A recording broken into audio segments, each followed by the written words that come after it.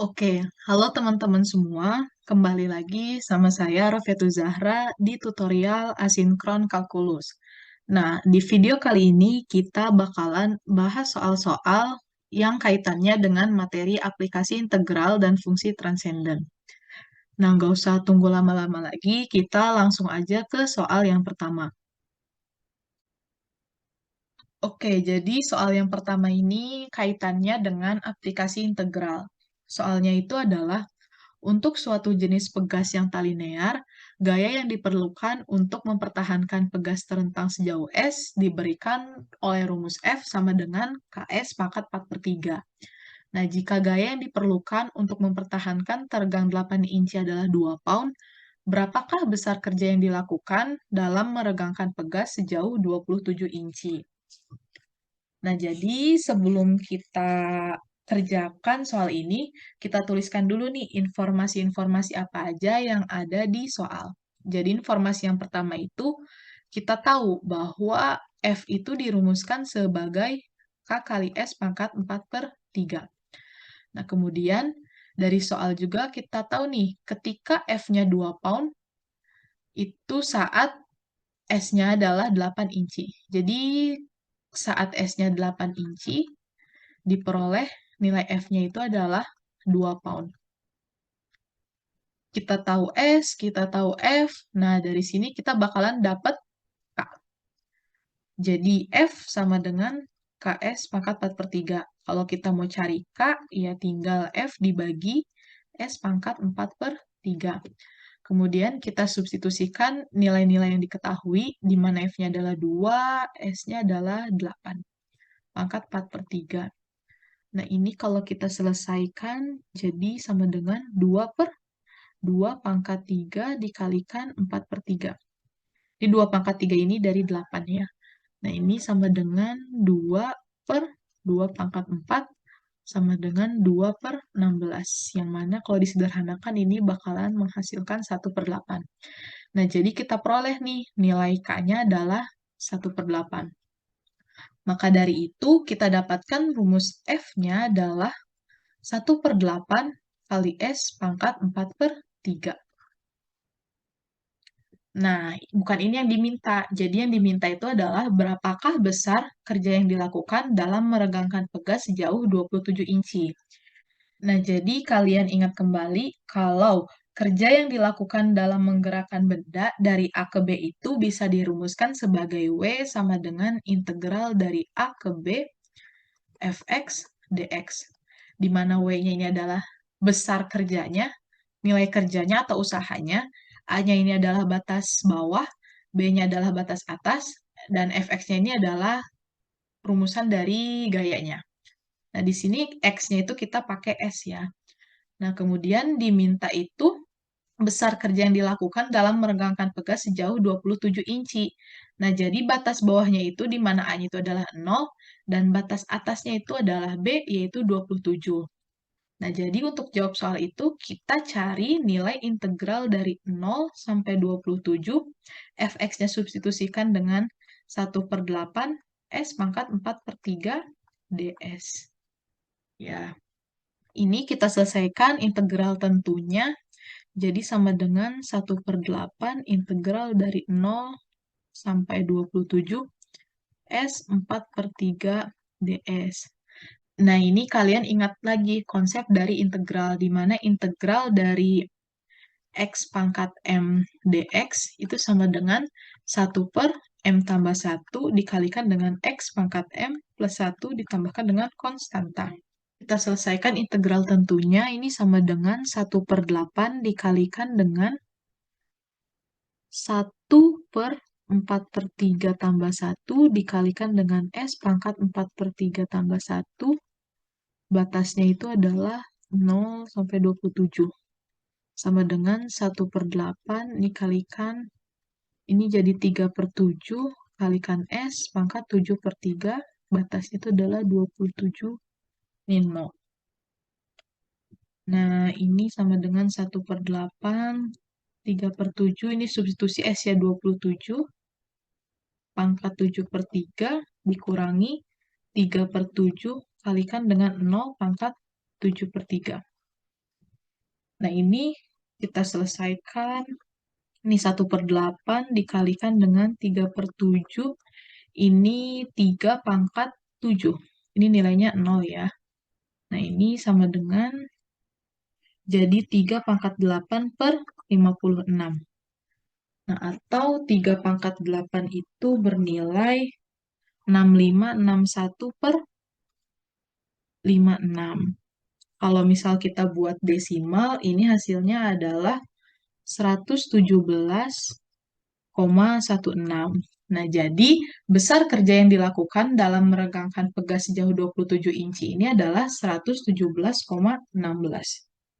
Oke, lanjut ke soal berikutnya. Jadi, grafik fungsi logaritma f(x) sama dengan a log x min b melewati titik 4,1 dan 3,0. Maka nilai dari f aksen 9 adalah, nah jadi dari soal ini kita dapat informasi bahwa ketika x-nya itu adalah 4, nilai fungsinya itu adalah 1. Kemudian, ketika x-nya itu adalah 3, nilai dari fungsinya itu adalah 0. Nah, jadi di sini bakalan kita peroleh untuk X sama dengan 4, kita dapat F4 sama dengan A log 4 min B. Nah, di sini F4-nya kan kita tahu yaitu 1 sama dengan A log 4 min B. Nah, fungsi logaritma ini nih, bakalan bernilai 1 ketika A-nya itu sama dengan 4 min B. Kenapa? Ingat-ingat lagi konsep dari fungsi logaritma, yang mana A log A itu sama dengan 1. Iya kan? Nah, jadi di sini kita dapat persamaan. Pertama yaitu A sama dengan 4 min B. Kemudian untuk X sama dengan 3, kita peroleh F3 itu sama dengan A log 3 min B. F3-nya adalah 0 sama dengan A log 3 min B. Nah, ini juga ingat lagi tentang konsep dari logaritma, di mana A log 1 ini bernilai 0 untuk A yang lebih dari 0 dengan A-nya itu bukan 1.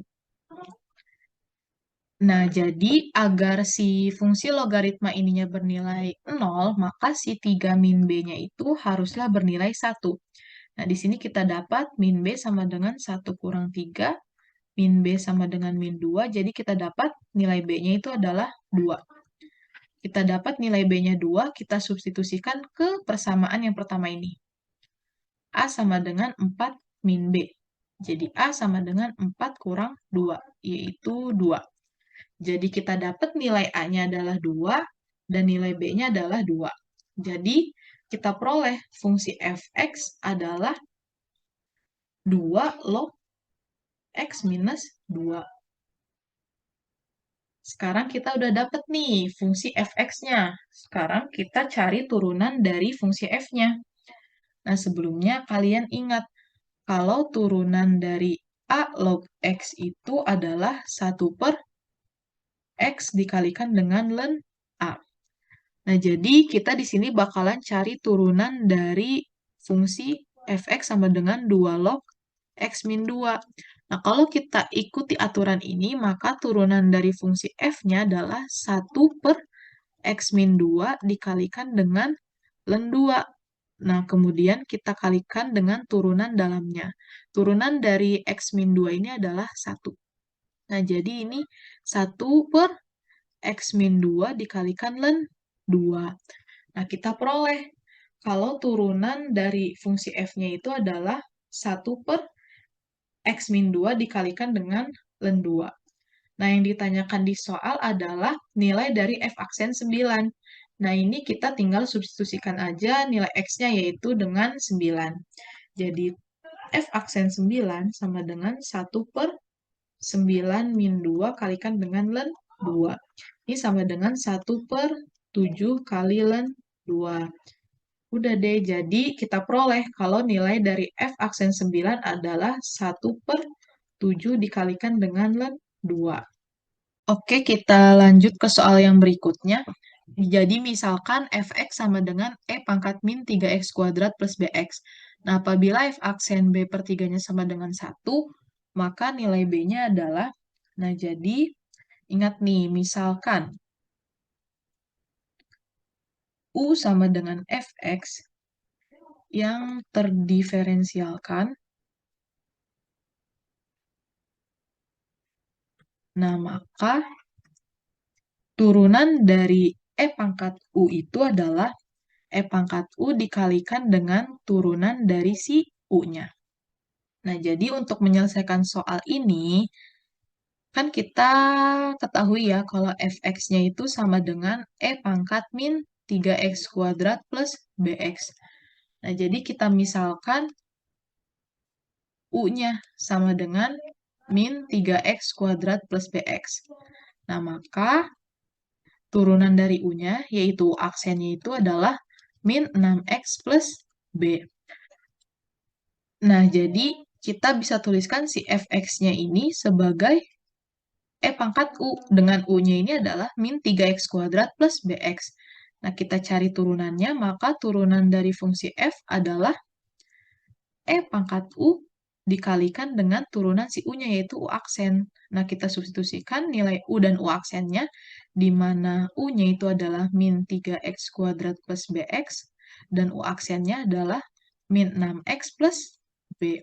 Jadi kita dapat kalau turunan dari fungsi f-nya itu adalah ini, e pangkat min 3x kuadrat plus bx dikalikan dengan min 6x plus b. Nah, di soal ini kita ketahui informasi kalau f aksen dari b per 3-nya itu adalah 1. Nah, di sini kita substitusikan x-nya ini dengan b per 3. Jadi kita dapat f aksen dari b per 3 sama dengan e pangkat minus 3 dikalikan dengan b per 3 kuadrat. Ditambah b dikalikan dengan b per 3 dikalikan dengan min 6 kali b per 3 ditambah b. Yang mana ini adalah hasilnya 1. Jadi, sama dengan E pangkat minus 3 kalikan B kuadrat per 9 ditambah B kuadrat per 3. Ini dikalikan min 2B plus B. Jadi 1 sama dengan ini bisa jadi min B kuadrat per 3 tambah B kuadrat per 3 dikalikan dengan minus B. Ini min B kuadrat per 3 tambah B kuadrat per 3, 0 ya. Pangkat 0 itu hasilnya 1. Dikalikan dengan min B. Nah, jadi 1 sama dengan min B, maka kita peroleh nilai B-nya adalah minus 1. Yeay, jadi B sama dengan minus 1. Oke, kita lanjut ke soal yang berikutnya.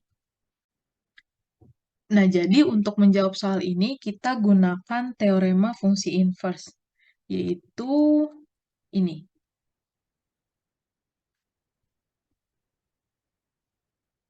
Nah, rumus ini itu berlaku ketika fungsi f-nya itu terdiferensialkan dan juga monoton murni. Jadi, baik itu monoton naik ataupun monoton turun. Nah, jadi pertama kita cek dulu, apakah fungsi f-nya ini monoton, baik naik ataupun turun. Nah, cara ceknya itu kita gunakan turunan yang pertama. Nah, ini kan fungsi pembagiannya. Jadi, kalian ingat, kalau misalkan fx sama dengan u per v, maka turunannya itu adalah u aksen v minus v aksen u per v kuadrat. Nah, di sini kita misalkan u-nya itu adalah 13, v-nya itu adalah x pangkat 3 plus 3x. Jadi di sini u aksennya sama dengan 0, v aksennya sama dengan 3x kuadrat plus 3. Nah, jadi turunan f-nya itu adalah u aksen kali v.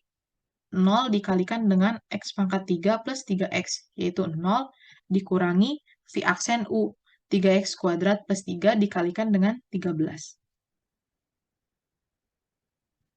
Dibagi dengan v kuadrat.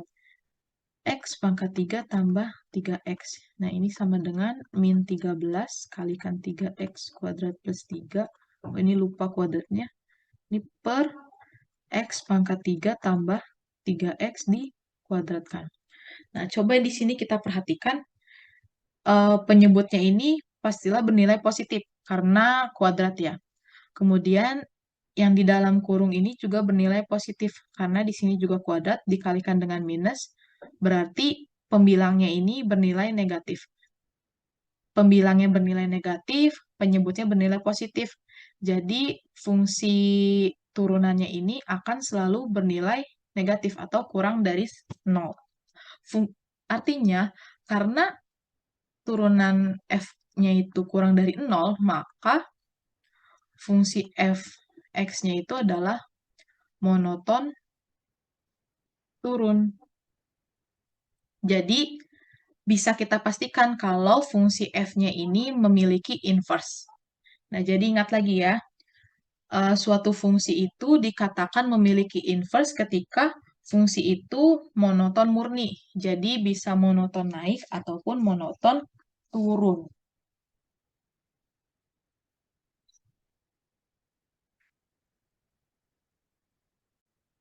Nah, di sini kita udah dapat kalau turunan dari fungsi f-nya itu adalah min 13 kalikan dengan 3x kuadrat plus 3 dibagi x pangkat 3 tambah 3x dikuadratkan. Nah, yang ditanyakan di soal itu adalah turunan dari fungsi inverse saat si y-nya ini 13/4. Nah, jadi sekarang kita bakalan cari nilai x yang mengakibatkan nilai y-nya itu adalah 13/4. Jadi, kan kita tahu ya, y itu sama dengan fx. Nah, fx-nya ini adalah 13 per x pangkat 3 tambah 3x. Nah, sementara kita itu tahu kalau nilai y-nya itu adalah 13/4, karena ini yang akan dicari. Sama dengan 13 per x pangkat 3 tambah 3x.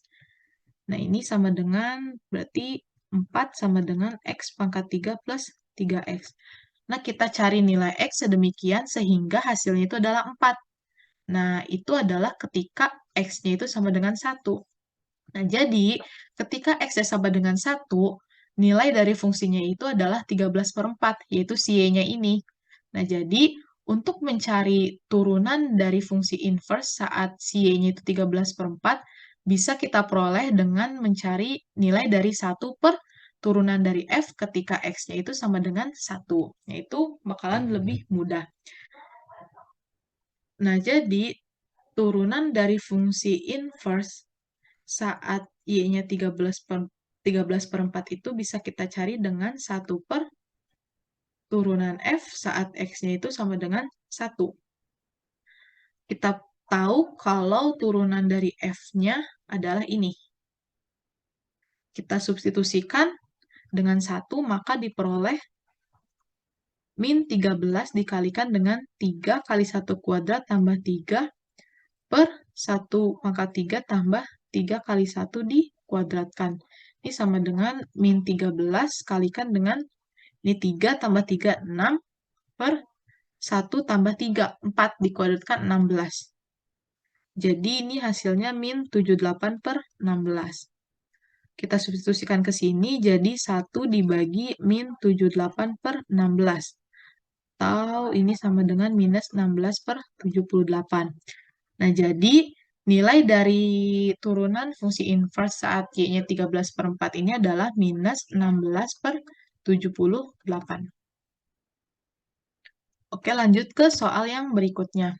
Oke, lanjut ke soal selanjutnya, yaitu yang ditanyakan adalah integral dari 1 sampai e pangkat 3 dari 5 pangkat ln x per x dx. Nah, jadi di sini kita misalkan dulu. Misalkan U sama dengan ln x. Nah, maka du dx-nya yang merupakan turunan dari U, yaitu kita cari turunan dari ln x, yaitu 1 per x. Yang mana ini artinya du sama dengan dx per x. Nah, jadi pertama-tama kita cari integral tertentu dulu dari 5 pangkat ln x per x dx. Nah, kalau misalnya kita tuliskan dalam U, maka ini menjadi integral dari 5 pangkat U. dx per x-nya ini kita tuliskan sebagai du.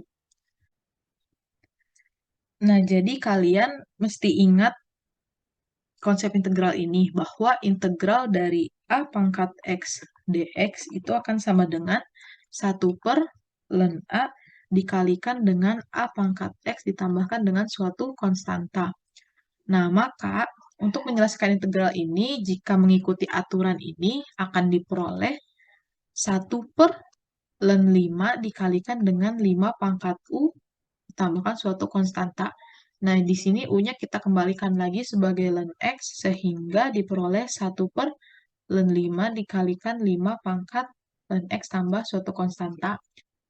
Nah, di sini kita udah dapat bentuk integral tak tentunya. Selanjutnya kita selesaikan soal ini, yaitu soal integral tentu. Integral dari 1 sampai E pangkat 3 dari 5 pangkat ln X per X dx itu akan sama dengan 1 per ln 5 dikalikan dengan 5 pangkat ln X. Nah, di sini batasnya dari 1 sampai E pangkat 3. Ini akan sama dengan 1 per ln 5 dikalikan dengan 5 pangkat ln E pangkat 3 dikurangi 1 per ln 5 dikalikan 5 pangkat ln 1. Nah, di sini kalian ingat sifat dari eksponen, di mana ln dari E pangkat Y itu sama dengan Y untuk semua Y. Nah, jadi di sini kan ada ln E pangkat 3. Nah, maka ln E pangkat 3 itu akan sama dengan 3. Nah, jadi di sini kita tulis 1 per ln 5 dikalikan 5 pangkat 3. Dikurangi 1 per ln 5 dikalikan dengan 5. Nah, ln 1 itu nilainya adalah 0. Jadi ini 5 pangkat 3, 125 per ln 5 dikurangi 5 pangkat 0, 1 dikalikan 1 ya, 1 per ln 5. Jadi ini dikurang 124 per ln 5. Nah, jadi nilai dari integral tentu 1 sampai E pangkat 3 dari 5 pangkat ln X per X dx itu adalah 124 per ln 5. Oke, next ke soal selanjutnya. Oke, lanjut ke soal berikutnya, yaitu misalkan Y adalah garis singgung kurva fx sama dengan 4 pangkat x ditambah x pangkat 4 di titik x sama dengan 1. Nah, apabila garis Y melalui titik 2,4 ln 16, maka nilai Y saat x sama dengan 0 adalah. Nah, jadi pertama kita itu harus tahu dulu nih persamaan dari garis singgung kurvanya. Persamaan garis singgung itu apa sih?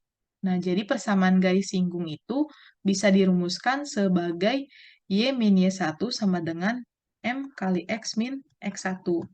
Nah, di sini ada M. Nah, M itu apa? Jadi, M itu adalah gradien dari garis singgung kurvanya. Nah, untuk soal ini, untuk mencari nilai gradiennya, kita dapat peroleh dari turunan dari fx saat x-nya sama dengan 1. Jadi, kita tuliskan dulu di sini fx-nya itu sama dengan 4 pangkat x ditambah x pangkat 4. Nah, kemudian kita cari turunan dari fungsi f-nya. Nah, ingat lagi nih, turunan dari a pangkat x itu adalah a pangkat x ln a. Nah, jadi turunan dari 4 pangkat x ini adalah 4 pangkat x ln 4. Ditambah turunan dari x pangkat 4 ini, yaitu 4 kalikan dengan x pangkat 3. Nah, selanjutnya kita cari nilai gradiennya, yaitu dengan mensubstitusikan turunan ini saat x-nya sama dengan 1. Kita substitusikan x-nya 1, jadi diperoleh 4 ln 4 ditambah dengan 4. Nah, jadi M-nya yang mana merupakan turunan dari f saat x sama dengan 1, yaitu 4 ln 4 tambah 4. Kita udah dapet nilai M-nya itu adalah 4 kali ln 4 tambah 4. Nah, selanjutnya di soal itu diketahui kalau garis Y-nya itu melalui titik 2,4 len 16. Yang tidak lain, 2 ini adalah si X1-nya. 4 len 16-nya itu adalah Y1-nya. Kita dapat Y1, kita tahu nilai M, kita tahu X1-nya, maka kita akan mendapat persamaan dari garis singgung kurvanya. Jadi, Y min Y1 sama dengan M kalikan dengan X min X1. Kita substitusi untuk Y1, M, dan X1-nya sehingga diperoleh Y min 4 len 16 sama dengan 4 len 4 tambah 4 dikalikan dengan X minus 2. Nah, jadi persamaan garis singgungnya adalah Y sama dengan 4 len 4 tambah 4 dikalikan dengan X min 2 ditambah 4 kalikan dengan len 16. Nah, jadi sekarang nih kita udah dapat persamaan garis singgung kurvanya, yaitu Y sama dengan 4 len 4 tambah 4 dikalikan dengan X min 2 ditambah 4 len 16. Yang ditanya itu nilai Y saat X-nya sama dengan 0. Ya, ini gampang aja. Sekarang kita tinggal substitusi X, yaitu 0. Jadi, Y sama dengan 4 len 4 tambah 4 dikalikan dengan 0 min 2 ditambah 4 len 16.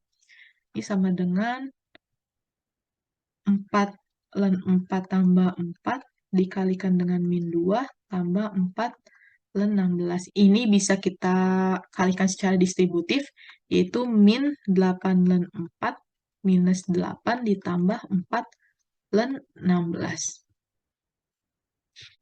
Di sini kita bisa tuliskan sebagai min 4 kali 2 len 4 dikurangi 8 tambah 4 len 16. Nah, selanjutnya ini min 4. Nah, 2 len 4 ini bisa kita tuliskan juga sebagai len dari 4 pangkat 2. Dikurangi 8 tambah 4 len 16. Ini min 4 len 16 dikurangi 8 tambah 4 len 16. Nah, ini min 4 len 16 ditambah 4 len 16. 0 ya. Saling menghabiskan, jadi sisa min 8. Nah, jadi dapat disimpulkan nilai Y saat X sama dengan 0 adalah minus 8. Oke, mungkin sekian video pembahasan soal terkait dengan aplikasi integral dan fungsi transenden. Mohon maaf kalau misalnya ada kesalahan. Nah, terima kasih. Sampai jumpa di tutorial asinkron selanjutnya. Assalamualaikum warahmatullahi wabarakatuh.